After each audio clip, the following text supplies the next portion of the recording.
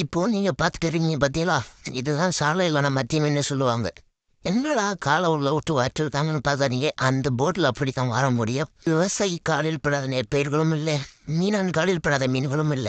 ஆனா 2மே சுத்தம் பண்ணி தான் நம்ம கைக்கு வந்து சேரும். அவங்க சுத்தம் பண்ணது இல்லாம நாமளும் அந்த மீனை சுத்தம் பண்ணிட்டு தான் குழம்பு வைப்போம். அப்படியே நான் வச்சிட மாட்டோம். அங்கிருந்து கொண்டு வர மீனை முதல்ல இந்த இடம் மிஷின்ல எடை போடுவாங்க. அடுத்து இங்கிருந்து கொண்டு போய் இன்னொரு மிஷின்ல எடை போடுவாங்க. இந்த மிஷின்ல எடை போட்டு முடிச்ச பிறகு மீனை கொண்டு போய் மீனும் ஐஸும் சேர்ந்த மாதிரி ஒரு பாக்ஸ்ல தட்டுவாங்க. மீன் பார்க்க எவ்வளவு அழகா இருக்கு பாத்தீங்களா? அதை சமைச்சு சாப்பிட்டா இன்னொரு ருசியா இருக்கும். வறுவல் அதை விட அருமையா இருக்கும். என்ன போல சாலை மீன் வறுவல் உங்களுக்கும் பிடிக்கும்னா கமெண்ட்ல சொல்லிட்டு போங்க. பாக்ஸில் ஐஸு மீன் சேர்த்து தட்டி முடிச்ச பிறகு இந்த மாதிரி லோடு எடுத்துவாங்க. வண்டியில் ஆளுங்க சேர்ந்து இந்த சால மீனோட விலை வெறும் 30 ரூபாய் தான். ஆனால் உங்கள் ஊருக்கு வரதுக்குள்ள 180 ரூபாய் ஏறிடும். காரணம் லோடு ஏற்றவங்களுக்கான கூலி, டீசல் செலவு, சுங்கச்சாவடி செலவு, அடுத்து உங்கள் ஊருக்கு கொண்டு வர வியாபாரிக்கான லாபம் இதெல்லாம் சேர்ந்து 150 ரூபாய் வந்துடும் ஒரு கிலோ.